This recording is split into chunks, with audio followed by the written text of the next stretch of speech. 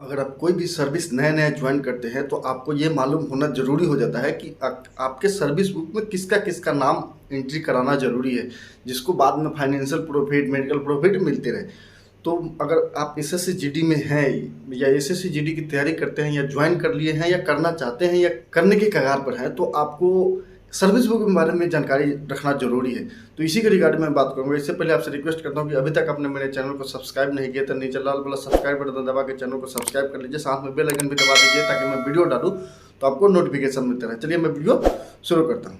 एक दोस्त ने हमसे पूछा था कि सर एसएससी जीडी में किसी भी फौज में, चाहे एसएसबी हो, बीएसएफ हो, सीआईएसएफ हो, सीआरपीएफ हो, आईटीबीपी हो, किसी भी फौज में हम जाते हैं तो सर्विस बुक के बारे में कुछ बताइए कि सर्विस बुक में किसका किसका नाम एंट्री कराया जा सकता है। तो मैं सबसे पहले बता दूं कि अगर आप ज्वाइन करते हैं, ज्वाइनिंग के समय जितने फैमिली मेम्बर का नाम आप देते हैं उसी समय समझिए वो सर्विस बुक में एंट्री हो जाएगा।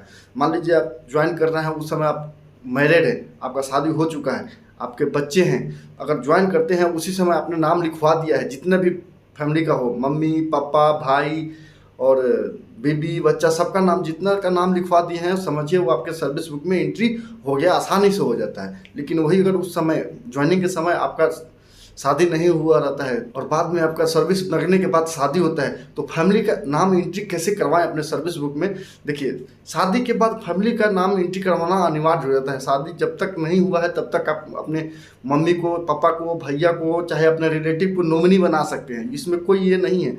इसमें भी कुछ कंडीशन होता है कि नॉमिनी आप किसको बनाएंगे। मम्मी पापा अगर नहीं हैं तो आप किसी अपने भाई को बना सकते हैं, अपने सिस्टर को बना सकते हैं।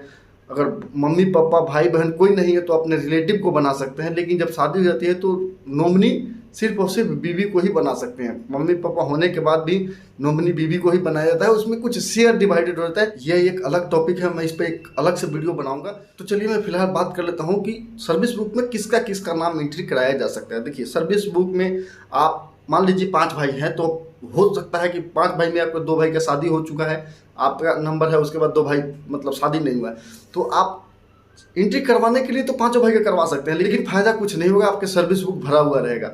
आप अपने से छोटे भाई जिसका शादी नहीं हुआ है उसका एंट्री करवा सकते हैं। सिस्टर अगर शादी नहीं हुआ है तो उनका एंट्री करवा सकते हैं। सिस्टर का शादी हो गया है तो एंट्री करवाने की ज़रूरत नहीं है। भाई का भी शादी हो गया है तो उनका भी एंट्री करवाने की ज़रूरत नहीं है। ये इसलिए आता है कि कभी कभी ज़रूरत पड़ने पर इमरजेंसी में छुट्टी जाने के लिए, भाई का अगर शादी नहीं हुआ, शादी के समय छुट्टी जाने के लिए कभी कभी खोज देता है कि नहीं सर्विस बुक में एंट्री नहीं है तो नहीं देगा, सर्विस बुक में एंट्री है तभी आपको छुट्टी मिलेगा, तो उस समय फ़ायदा होता है, बाकी कुछ नहीं है। हाँ, एक और बात यहाँ क्लियर कर दूँ कि अगर आपने कितना हो भाई का एंट्री करवा दिया है, जैसे भाई का शादी होता है या 18 प्लस हो जाता है, तो सर्विस बुक में नाम रहने से कोई फ़ायदा नहीं होता है। बस सिर्फ इतना ही फ़ायदा होता है कि छुट्टी मिल सकता है उनके शादी के समय। चलिए एक कंडीशन एक और मैं चर्चा कर लेता हूँ कि मान लीजिए कि आपने जब ज्वाइन किया तब आपका शादी नहीं हुआ था और शादी बाद में हुआ है, सर्विस लगने के बाद, ट्रेनिंग करने मतलब 4-5 साल ड्यूटी करने के बाद, तो वाइफ का नाम एंट्री सर्विस बुक में कैसे होता है। देखिए, पहले था कि आपका वाइफ का नाम अगर आपका शादी होता है उसी समय अपने प्रधान से, अपने गांव के प्रधान से पैड पर लिखवा लेने से हो जाता था कि हाँ हम शादीशुदा हैं, हम मतलब अभी हाल फिलहाल में शादी हुआ है, डेट वगैरह लिखवा लेने से, और वही कॉपी ले आके अपने ऑफिस में जमा करने से, एक एप्लीकेशन दे के तो एंट्री हो जाता था। लेकिन अब वो सिचुएशन नहीं रहा है। अब डायरेक्ट मांगता है कि अगर आपका शादी अभी हुआ है तो आप रजिस्ट्री ऑफिस से मैरिज रजिस्ट्रार से लिखवा के लाओ, मतलब मैरिज सर्टिफिकेट बना के लाओ, तभी आपका एंट्री हो सकता है। तो मैं आपको सजेशन देना चाहूँगा कि अगर मान लीजिए कि सर्विस हो गया है, अगर बाद में आपका शादी हो रहा है तो शादी का जो मैरिज रजिस्ट्रार ऑफिस होता है, मैरिज रजिस्ट्रार ऑफिस बहुत आदमी को नहीं पता होता है कि मैरिज रजिस्ट्रार होता है क्या है। तो जनरली जहां आपका जो जमीन रजिस्ट्री वाला ऑफिस होता है वहीं पर ही मैरिज रजिस्ट्रार बैठते हैं, अब वही आपका मैरिज रजिस्ट्री बना सकता है। तो आप जब शादी होगा तो शादी से 1 महीना पहले एक एप्लीकेशन दे दीजिएगा, शादी के दिन आप रजिस्ट्री करा लीजिएगा, शादी का रजिस्ट्री, बस वही है सर्टिफिकेट। शादी के लिए रजिस्ट्रेशन 1 महीना पहले देना होता है, तो वही हिसाब से दे देना है।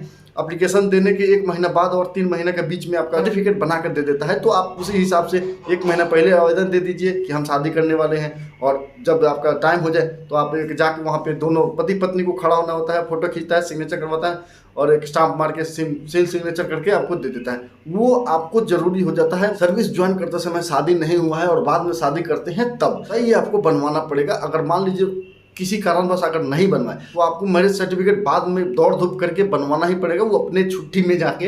ऐसा नहीं है कि आपका छुट्टी मतलब सरकारी छुट्टी मिल जाएगा कि जाके बनवा के लेके आओ, ऐसा कुछ नहीं है।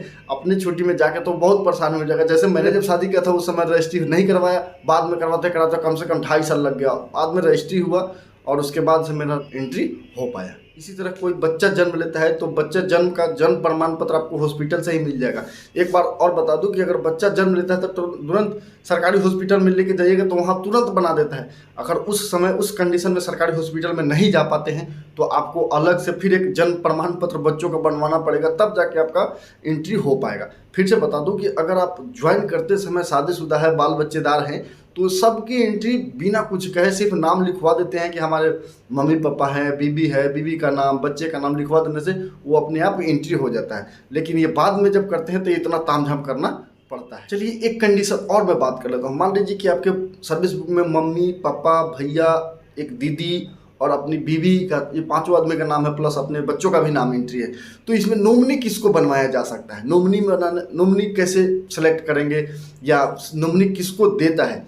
देखिए, सबसे पहले फौज में है, हर साल आपको नॉमिनी अपडेट करने का फॉर्म मिलता है, सबको मिलता है, आपको भी मिलेगा। ज्वाइन करेंगे तब मिलेगा, नौकरी लगेगा तब आप ज्वाइन करेंगे तब मिलेगा। अगर आप नौकरी लग गया है तो आपको हर साल आपको नॉमिनी अपडेट करने के लिए एक फॉर्म मिलता है, तो वो फॉर्म आपको हर साल भरते रहना पड़ता है।